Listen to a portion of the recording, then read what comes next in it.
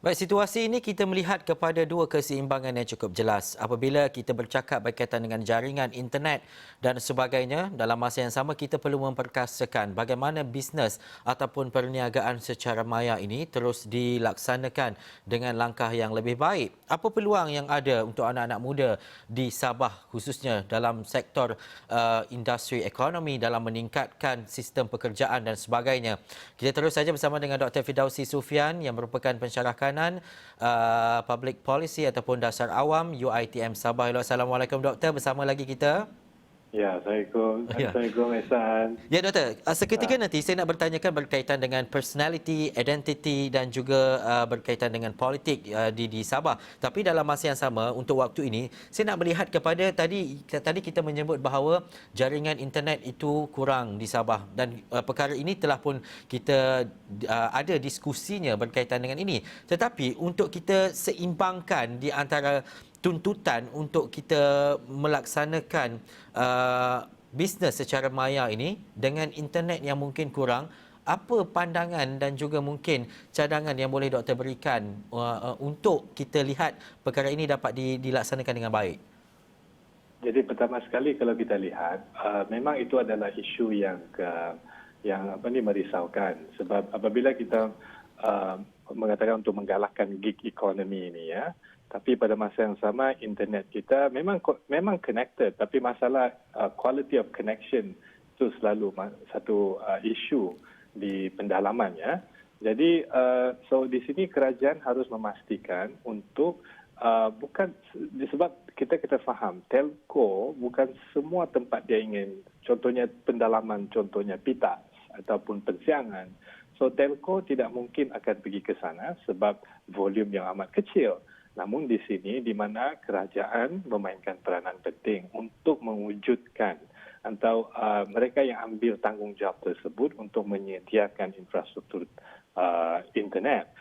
Seperti sebelum ni kita ada kampung tanpa wayar, kita ada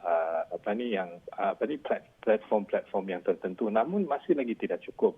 Sebab kita dapat lihat semasa PKP ini, apabila kebanyakan universiti ataupun institusi pengajian tinggi semua menggunakan ODL, ramai yang tidak dapat partisipasi dalam ODL tersebut kerana pencapaian internet. Ini amat satu isu yang cukup besar sekiranya kita ingin melihat pada untuk mengembangkan gig economy ini. Kerajaan harus create satu kalau ekosistem itu kena wujud, kerajaan kena menjadi big push untuk untuk mewujudkan gig economy. Namun kalau kita cerita pasal gig economy ini, kita harus yes, memang satu kalau kita lihat ianya merupakan sektor yang utama. Bukan sektor utama, sektor yang dipanggil ini emerging sector. Selepas COVID ini kita nampak betapa pentingnya. Even sebelum COVID pun kita nampak gig economy pun ada di sana yang menggunakan rantaian internet, menggunakan application. Sebab ini disebabkan dengan wujudnya dengan dapat dipanggil itu digital nomad. Digital nomad. So kalau kita lihat gig economy ini tidak akan berkembang sekiranya industri di Sabah tidak berkembang. So di Sabah ini kalau kita lihat, kita mempunyai satu isu yang cukup merisaukan, iaitu industri hiliran. So bila industri hiliran ini tidak berkembang, jadi gig economy tidak akan berkembang. Dia akan kembang pada satu sektor yang amat kecil, iaitu dari sektor yang berkemahiran rendah. Contohnya menghantar makanan. Dia bukan dia bukan include dalam sektor, dia tidak dapat berkembang menjadi a web creator contohnya ya.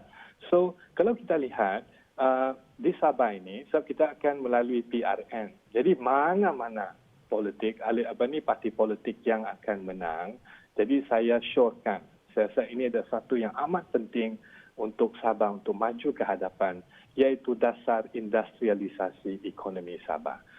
Mengapa? Sebab melalui industrialisasi, maka kita dapat mewujudkan industri hiliran dan mengembangkan industri hiliran ini. satu perkara yang ironik di Sabah, Ehsan, Sabah merupakan 5 penyumbang utama terbesar KD dan KK negara, iaitu dekat 5.5%, dan pada satu ketika itu kita penyumbang dekat 8.2%, iaitu pada 2017. Namun kita dapat juga lihat kadar kemiskinan tinggi, kita juga dapat lihat kadar pengangguran, terutamanya belia dan pada ketika ini adalah 8.1%, amat tinggi, tertinggi di negeri ini. Dan juga kita dapat lihat jurang perbezaan di antara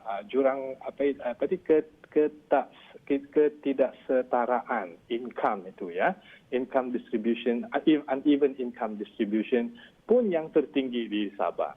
Mengapa benda ini berlaku? Sebab ekonomi di Sabah ini hanya tertumpu pada beberapa sektor sahaja. Okay. Contohnya tourism, industri tourism, alright. Dan sekarang ini apabila kita lihat COVID, tourism itu memang memang terjejas, amat terjejas. Yang kedua pula terlalu bertumpu pada sektor apa dipanggil ni export oriented, ya, yang mengekspor barang-barang. Jadi hiliran itu tidak berlaku.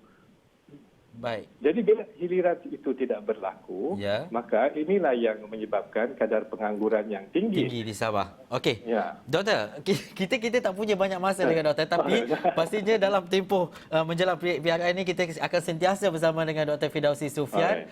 Terima kasih doktor kerana bersama dengan Eswawani untuk waktu ini. Kita faham dan juga kita melihat kepada apa yang anak muda dan juga industrial dan juga industri hiliran dan sebagainya, komitmen dan kesepaduan itu perlu diwujudkan. Kita akan sambung lagi nanti doktor diskusi ini, tapi itu saja waktu yang kita ada. Terima kasih kepada Dr. Fidausi Sufian yang merupakan pensyarah kanan dasar polisi